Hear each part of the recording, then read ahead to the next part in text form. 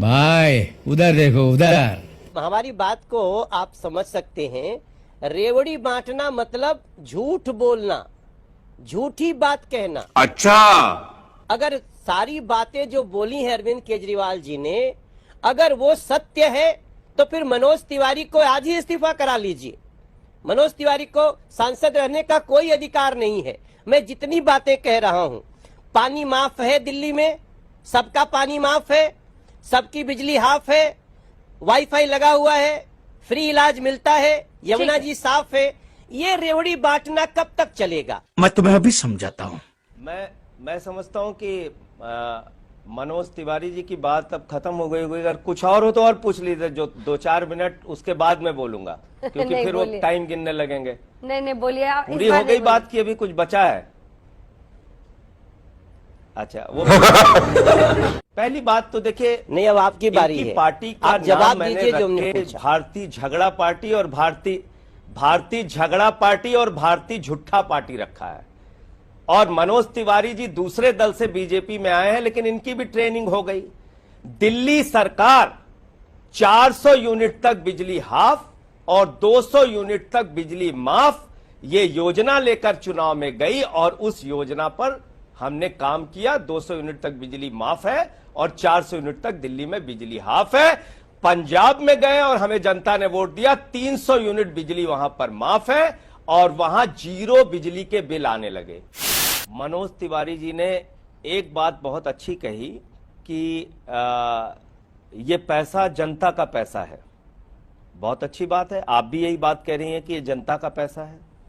और हम सारे लोग, पूरे देश के लोग ये मानते हैं कि सरकार के पास जो पैसा आता है वो जनता का पैसा है, वो किसी का निजी पैसा नहीं है। अंजना ओम कश्यप जी भी जो तनख्वाह पाती हैं वो बैंक में जमा करती हैं और जो सामान खरीदती हैं उस पर सरकार को टैक्स देती हैं।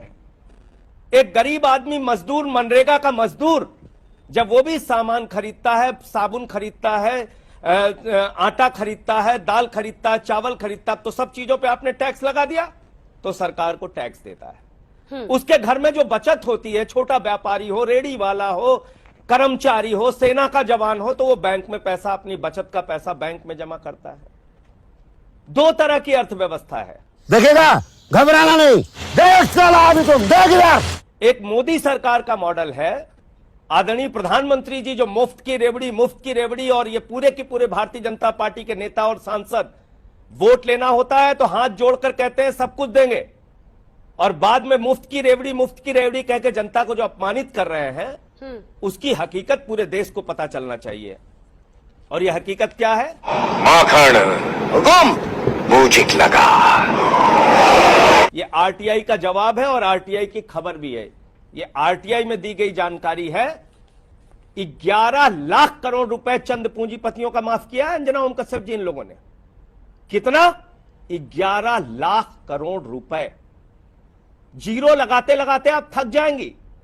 और अगर 11 लाख करोड़ रुपए इस देश की जनता के हित में लगा दिया जाए तो कल्पना कीजिए कितने बच्चों के स्कूल बन जाएंगे, कितने अस्पताल बन जाएंगे, कितने किसानों के कर्ज माफ हो जाएंगे, कितने जो फ्लैट की ईएमआई नहीं भर पा रहे हैं, जो अपने बाइक की ईएमआई नहीं भर पा रहे हैं, कितने लोगों का कर्जा माफ हो जाएगा, कितने रेडी पटरी वालों का कर्जा माफ हो जाएगा। नहीं, आपने चंद पूंजीपतियों का 11 लाख करोड़ रुपए माफ किया। अरे बाप रे, ये तो धोती खोल रहा है।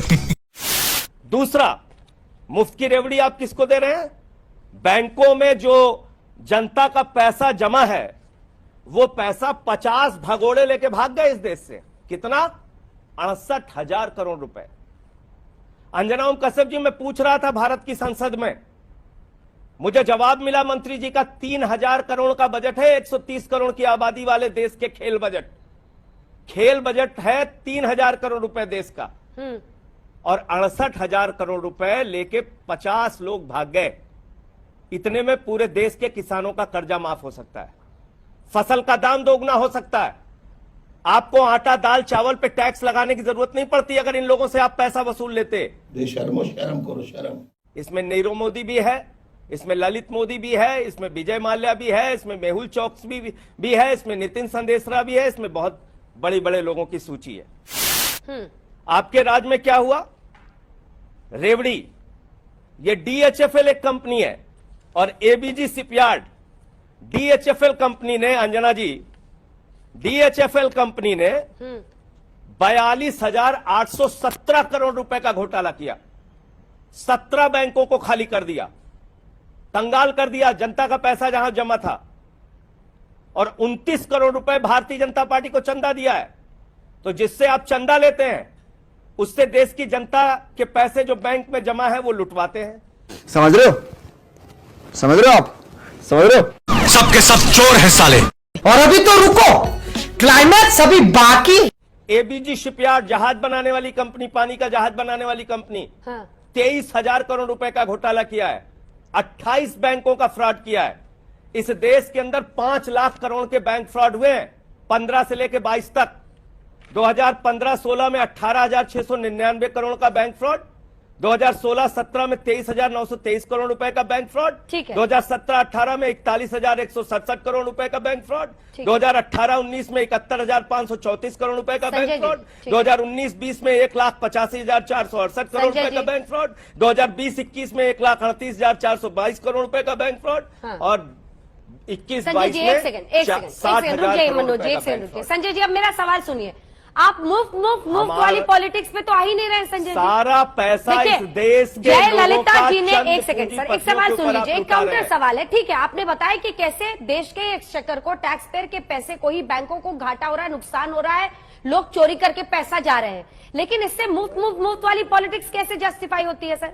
जय ललिता जी ने, अब नहीं रही इस दुनिया में, लेकिन उन्होंने एक वक्त पर मंगलसूत्र मुफ्त हम बांट देंगे महिलाओं को, वोट बैंक सुनिश्चित करने के लिए मंगलसूत्र बांट देंगे, 1 रुपए किलो में चावल दे देंगे। दक्षिण भारत में इसका खूब इस्तेमाल किया गया। आप यहां पर मुफ्त की, ऐसे थोड़ा ना देश चलता है सर। कमाइला, तेरा तो गेम बजाना पड़ेगा। अंजना ओम कश्यप जी, अंजना मुझे जी, सिर्फ एक सवाल का जवाब दे दीजिए। जय मनोज जी, आ रही हूँ। अंजना जी, उनका समय पूरा हो एक गया, सवाल मुझे का जवाब समय दीजिए। दीजिए। छोटा सा जवाब, उसके बाद मैं आ रही हूँ मनोज जी, तुरंत। 20,000। हाँ, आप जब क्यों? बोल रहे थे तो नहीं बोला मैं, और अभी फिर 10 मिनट अकेले बुलवा लीजिए मनोज जी को, तब मैं बोलूंगा। नहीं, मैं रोकता नहीं हूं उनको, उनके पास जितना विषय रहा करे सब बुलवा लिया कीजिए। नहीं, तब तक आप मैं अपने बोलूंगा नहीं समय जब पर तक वो बोलिए, बोलते रहेंगे। फिर मुझे इसलिए जब दीजिए। मेरी बात पूरी हो जाए तो उनको बोले दीजिए। हाँ। तो अभी मेरा समय क्यों? उन्होंने कहा है। हाँ। तो मैं ये कह रहा हूं अंजना जी, हाँ। 20,000 करोड़ रुपए इस सरकार के पास नीरव मोदी और मेहुल चौकसी के लिए है, लेकिन राशन की दुकान पे जो राशन लेने जा रहा है उससे कह रहे हैं तिरंगे के लिए 20 रुपए दो, तब तुमको भारत का राष्ट्रीय ध्वज तिरंगा मिलेगा। ये इनकी सोच है। लानत है तुम लोग पे, लानत। 800 दवाओं पर, कैंसर की दवा, किडनी की दवा, टीबी की दवा, हार्ट की दवा, जीवन रक्षक दवाएं, 800 दवाओं पर 11% जीएसटी बढ़ा के उसको महंगा कर दिया।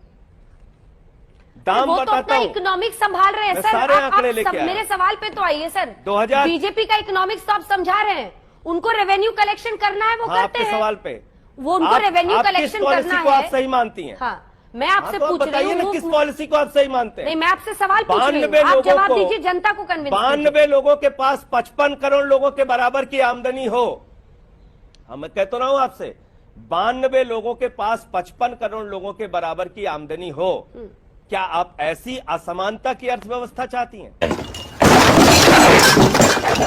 अच्छा बात नहीं है। यही नहीं, अभी और सुनिए। क्या आप चाहती हैं कि इस देश में एक ऐसी अर्थव्यवस्था हो जिसमें मोदी जी के सबसे करीबी मित्र को 2.5 लाख करोड़ रुपए का बैंक कर्जा मिल जाए और गरीब आदमी 2 वक्त की रोटी के लिए और राशन के लिए और अनाज के लिए लाइनों में लगा रहे? क्या यह अर्थव्यवस्था ठीक है? क्या इस देश के लोगों को 75 साल की आजादी के बाद शिक्षा, स्वास्थ्य, बिजली, पानी, तमाम मूलभूत सुविधाएं फ्री पाने का अधिकार नहीं है, जो केजरीवाल जी का मॉडल है? चलिए मनोज जी, केजरीवाल जी जवाब कौन सा दीजिए। गुनाह कर रहे हैं? 11 लाख करोड़ जनता को फ्री बिजली दे रहे हैं, ठीक है, जनता 11 के लाख पैसे करोड़। से माताओं बहनों को फ्री बस की यात्रा करा रहे हैं, ठीक है सर। जनता के पैसे से फ्री शिक्षा दे रहे हैं, फ्री स्वास्थ्य दे रहे हैं, इसमें आपको दर्द क्या हो रहा है? गजब बेइज्जती है।